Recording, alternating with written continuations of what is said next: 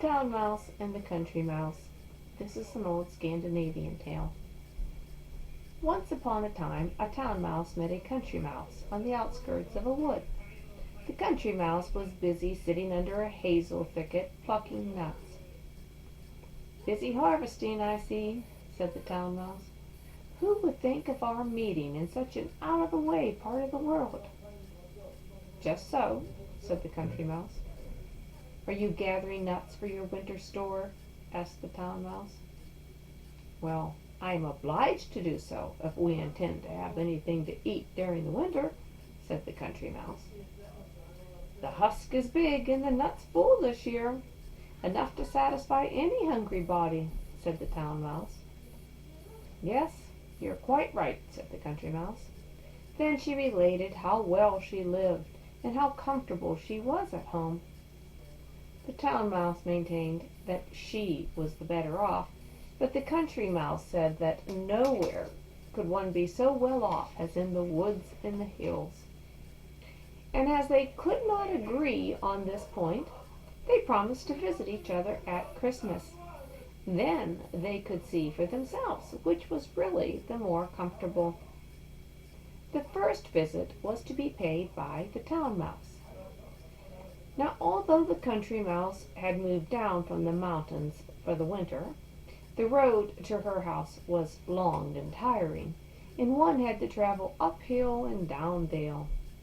The snow lay thick and deep, so the town mouse found it hard work to get on, and she became tired and hungry before she ever reached the end of her journey. "How nice it will be to get some food," she thought to herself. The country mouse had scraped together the best she had. There were nut kernels and all sorts of roots and many other good things which grow in woods and fields. She kept everything in a hole far underground so frost never touched it, and nearby was a spring which was free of ice all year round, so she could drink as much water as she pleased. There was an abundance of all that she had, and they ate well and heartily. But the town mouse thought it was very poor fare indeed.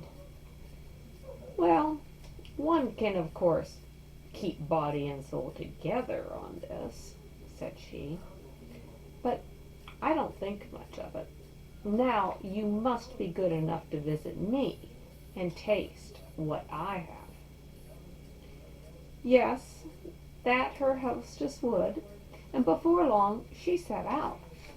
The town mouse had gathered together all the scraps from Christmas fare which the woman of the house had dropped on the floor during the holidays, bits of cheese, butter, candle ends, cake crumbs, pastry, many good things.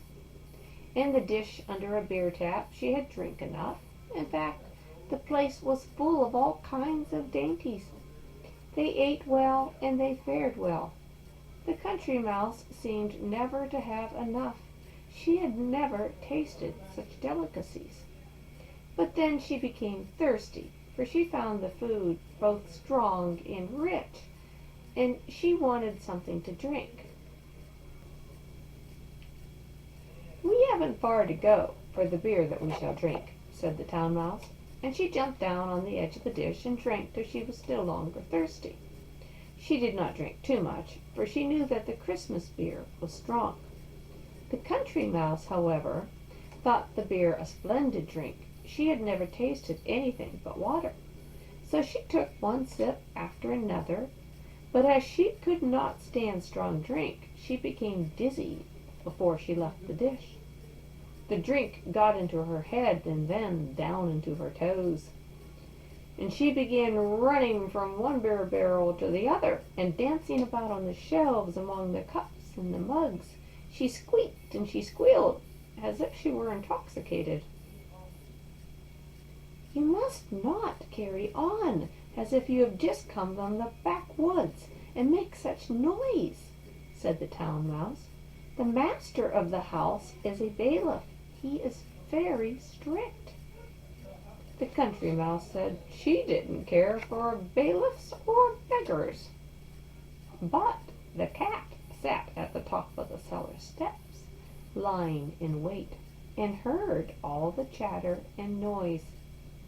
When the woman of the house went down to draw some beer and lifted the trap door, the cat slipped into the cellar and struck its claws into the country mouse. Then there was quite another sort of dance. The town mouse slid back into her hole quickly and sat in safety looking on, while the country mouse suddenly became sober when she felt the cat's claws in her back. "Oh, my dearest bailiff, be merciful, spare me, and I will tell you a fairy tale," she said. "Go on," said the cat. "Once upon a time there were two little mice," said the country mouse, squeaking slowly and pitifully, for she wanted to make the story as long as she possibly could. "Then they were not lonely," said the cat dryly, "and they had a steak they were going to fry. Then they would not starve," said the cat. "And they put it out on the roof to cool," said the country mouse. "Then they did not burn themselves," said the cat. "But there came a fox and a crow, and they ate it all up," said the country mouse. "Then I'll eat you," said the cat. But just at that moment the woman shut the trap door with a slam, which so startled the cat that she let hold of the mouse. One bound, and the country mouse found herself in the hole with the town mouse. From there a passage led out into the snow, and you may be sure that the country mouse did not wait long before she set out homeward. "And if this is what you call living at ease and being well off," she said to the town mouse, "heaven preserve me from having such a fine place and such a master. I only just got away with my own life." The end.